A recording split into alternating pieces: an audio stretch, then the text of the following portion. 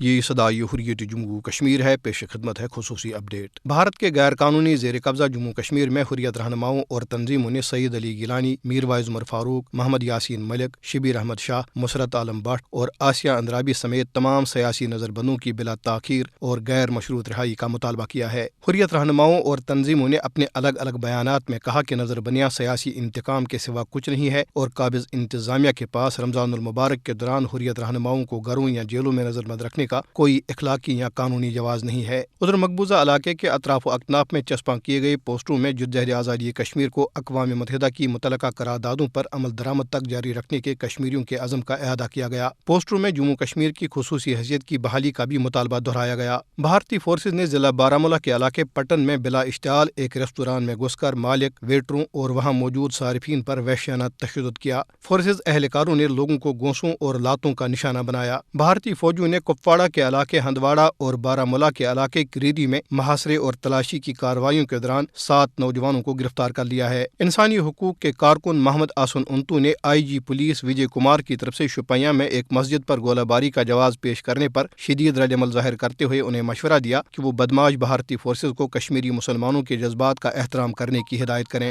حریت رہنما عبدالصمد انقلابی نے اپنے ایک بیان میں شہید خالد مظفر وانی اور شہید نثار احمد گنائی کو ان کے یوم شہادت پر شاندار خراج عقیدت پیش کیا۔ پیروانی ولایت کے چیئرمین سبت محمد شبیر کمی نے بڑگام کے علاقے ماگام میں ایک تقریب سے خطاب کرتے ہوئے سری نگر میں بی جے پی اور RSS کی سرپرستی میں فیشن شو کے انعقاد کو کشمیری مسلمانوں میں بے راہ روی پھیلانے کی سازش قرار دیا۔ پیپلز ڈیموکریٹک پارٹی کی صدر محبوبہ مفتی نے سری نگر میں ایک میڈیا انٹرویو میں خدشہ ظاہر کیا ہے کہ مودی حکومت نے اسے گرفتار کرنے کا منصوبہ بنایا ہے۔ انہوں نے کہا کہ بھارتی حکومت ان کو پوچھ گچھ کے لیے طلب کر کے ان کے عزم کو توڑنے کی کوشش کر رہی ہے۔ کشمیر کونسل یورپ کے چیئرمین علی رضا سید نے برسلز سے جاری ایک بیان میں کہا ہے کہ یورپی یونین کو بھارت کے ساتھ مذاکرات میں کشمیری عوام کے بنیادی انسانی حقوق کا معاملہ اٹھانا چاہیے۔ پیس اینڈ کلچر آرگنائزیشن کی چیئرپرسن اور محبوس حریت رہنما محمد یاسین ملک کی اہلیہ مشال ملک نے لارڈ نذیر احمد کے ہمراہ اسلام آباد میں ایک پریس کانفرنس سے خطاب کرتے ہوئے مقبوضہ کشمیر میں بھارتی فوج کے ہاتھوں کشمیریوں کے قتل عام، اندھادھند گرفتاریوں اور گھروں اور مساجد کو گولہ باری کے ذریعے تباہ کرنے کی شدید مذمت کی۔ انہوں نے محمد یاسین ملک سمیت تمام حریت قائدین کی فوری رہائی کا مطالبہ کرتے ہوئے کہا ہے کہ مذاکرات اور مظالم ایک ساتھ نہیں چل سکتے۔ اپڈیٹ ختم ہوا۔